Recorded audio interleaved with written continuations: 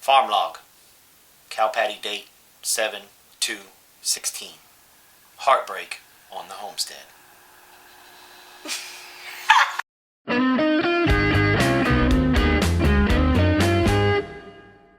Hi everybody.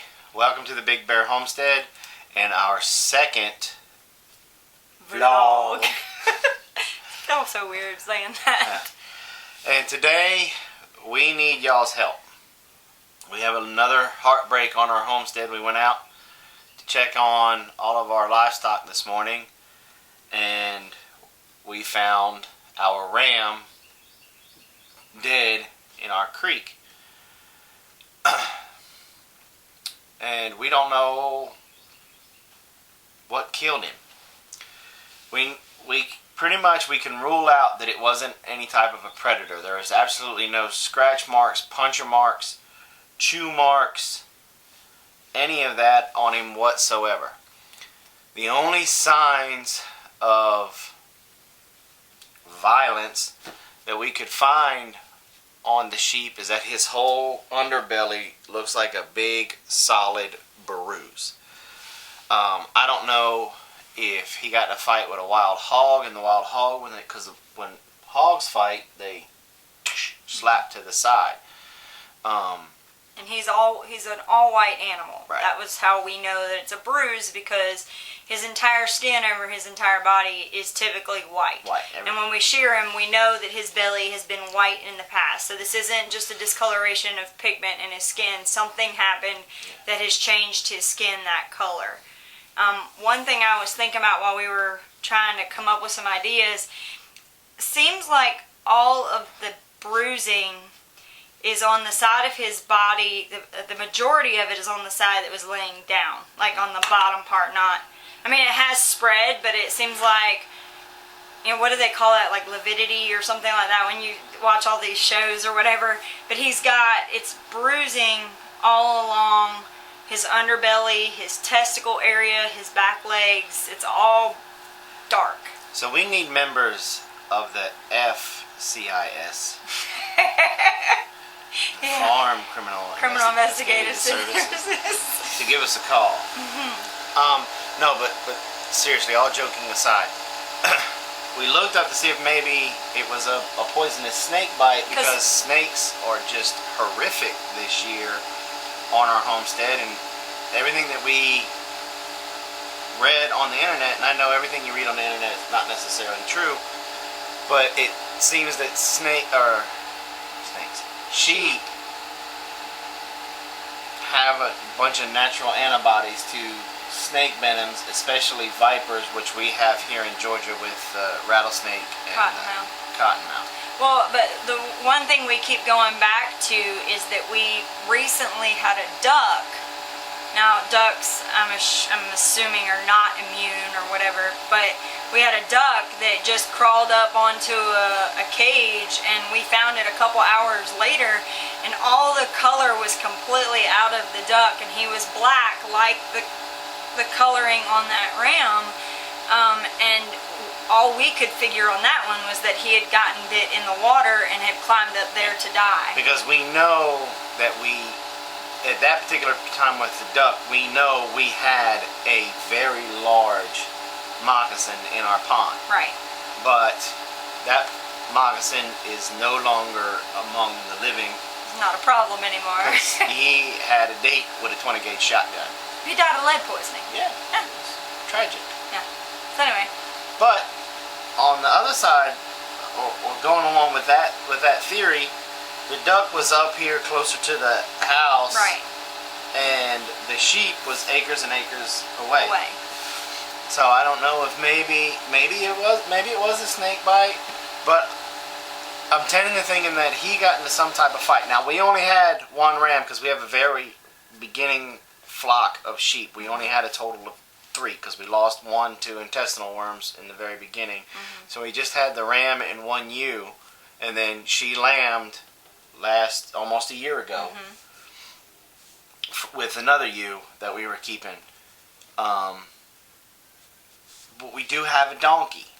Now, the ram and the donkey and the cows, they've all lived together harmoniously for the past 4 years. and no incidents is out of. Now, I understand that a donkey will kick for no reason, but we do have pictures. I'm not going to put them up on the vlog because they're a little... They're kind of gross. They're gross. Yeah. So, if any of the Homestead homies... Tried to call you earlier, Doug. would like for us to text the pictures or email the pictures to try to help us out. But, I mean... We're at a loss. We don't know what it was. And the only reason why this is important is because we want to make sure it's not something like a deficiency or, you know, some kind of disease, because we do have other animals back there, and we kind of want to know what it is before we walk out there tomorrow morning and something else is dead. Yeah. And they have all been living on these same two pastures. Right. It's not like we introduced any new pasture or anything like that. It's everything has pretty much been the same. You know, and that's one of the things that makes me go, maybe it was a vitamin deficiency, because they've been on these paddocks for so long that. But we have such a small flock of livestock. I don't see how they could just completely eat everything and it not. But you walked back there. You saw there's still so much out there for them to choose from. Even in the heat and not the rain, we still have plenty of them to eat. What I mean is they may have been getting one vitamin from one particular plant specifically that they needed, and now that plant's not back there anymore. Yeah, I don't know. But it's such, I mean, there's two huge pastures that we have them on, and it's only the donkey, now 3 cows, and then the 2 sheep. 4 cows. 4 cows. I'm sorry, you're right. 4 cows. 4 cows. Yeah, 4 cows. So, 2. Well, I mean, if you want to get technical, 1 cow, 1 steer, 2 heifers. I mean, but 4 cattle. And then the 3 sheep, and that's it. Because the pigs aren't back there either now. Yeah. So it's really, you know, that's what's kind of got us scratching our head, is we're not really sure what we walked up on. Yeah. So we're going to throw it out there to y'all, see if anybody has any suggestions on what we can look for. You know, is it a poisonous berry that he got into? Or... Now, when we found him, and another reason why that we've put these, we're not putting the pictures up, is my wife and I didn't go out there and look yesterday. The teenage boy did. He says he put eyes on everything, but the ram could be dead anywhere from 24 to 48 hours. It did have maggots on it, and I googled how long does it take a maggot to appear, and it says anywhere from 8 to 20 hours, so it could have happened yesterday.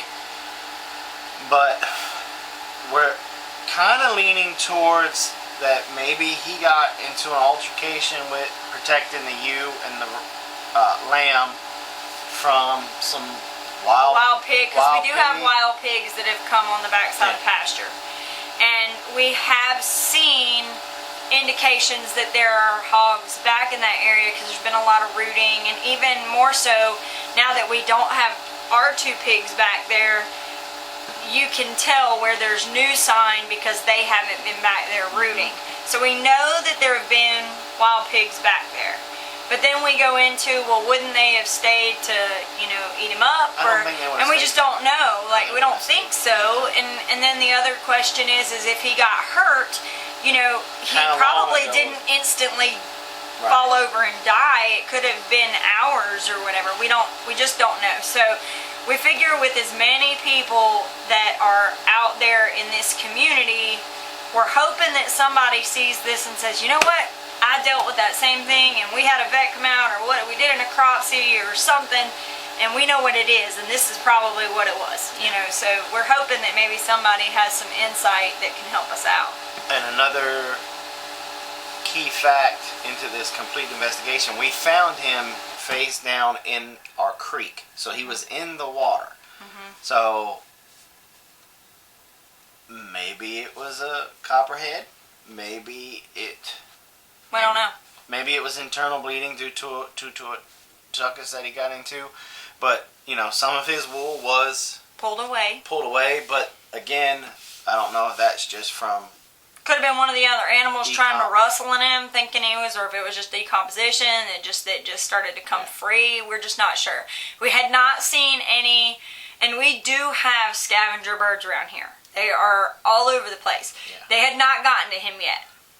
So we know that there was no scavenger birds yet. That's another thing that also makes me go back to going, okay, the boy probably did see him yesterday. Early morning, because he was done putting eyes on everybody before I left for work.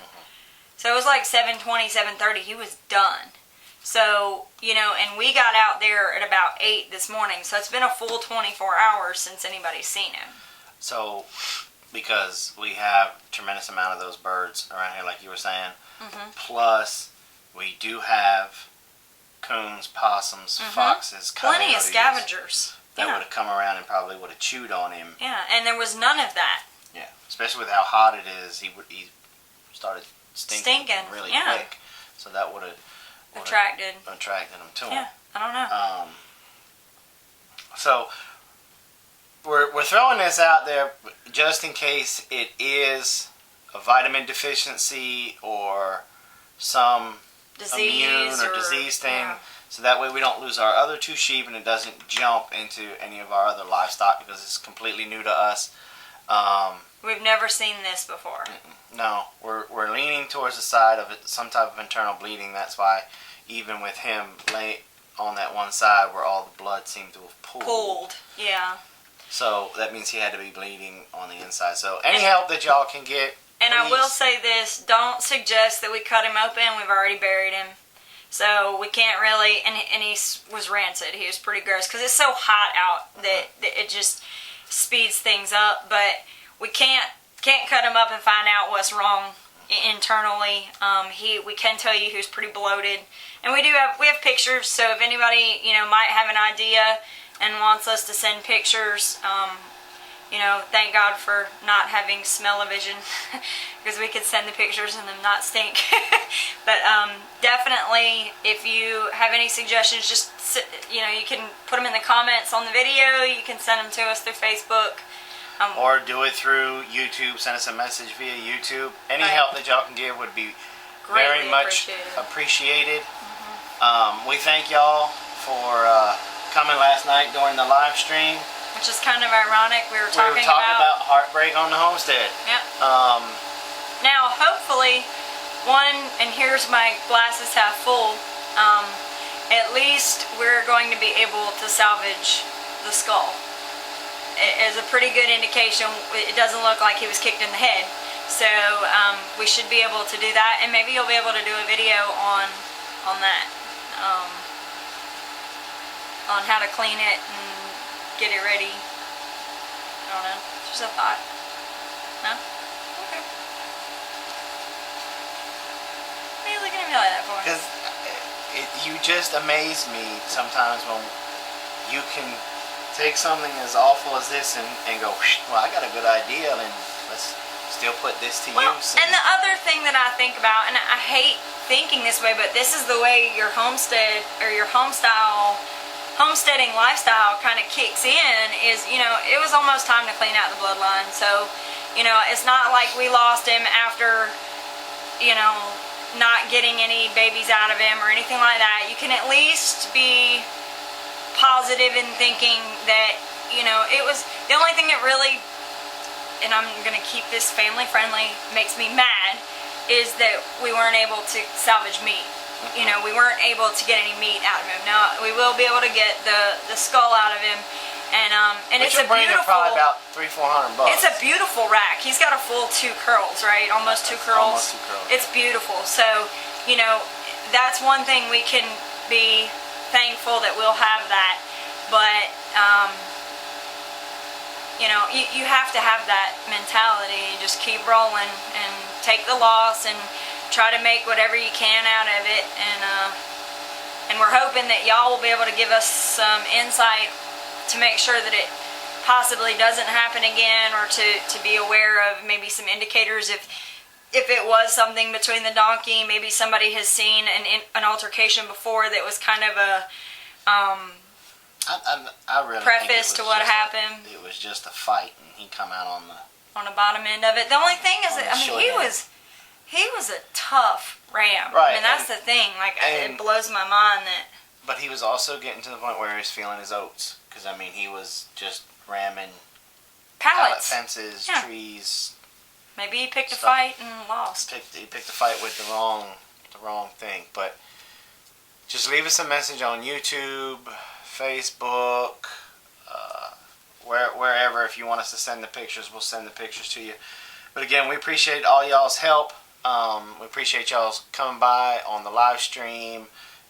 We appreciate all of our subscribers. We appreciate all y'all. We love all of y'all. And don't forget, tonight, the Homestead Network kicks off again with Off the Grid Kid. No? Nope. Bride and Krista's daughter's going to do That's right. Living Like Claire. Living Like Claire at 5. She goes from 5 to 5:30, and then Off the Grid Kid. It's 5:30 to 6. 5:30 to 6. And then a new one, Alderman. Is that right? Alderman Farms? Is that... No.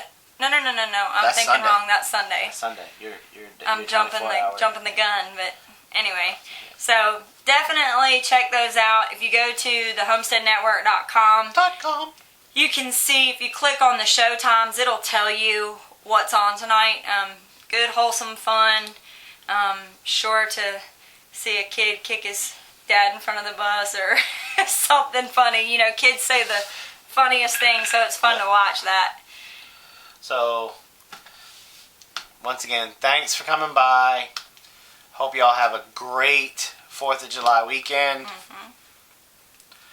And like always, have a nice day.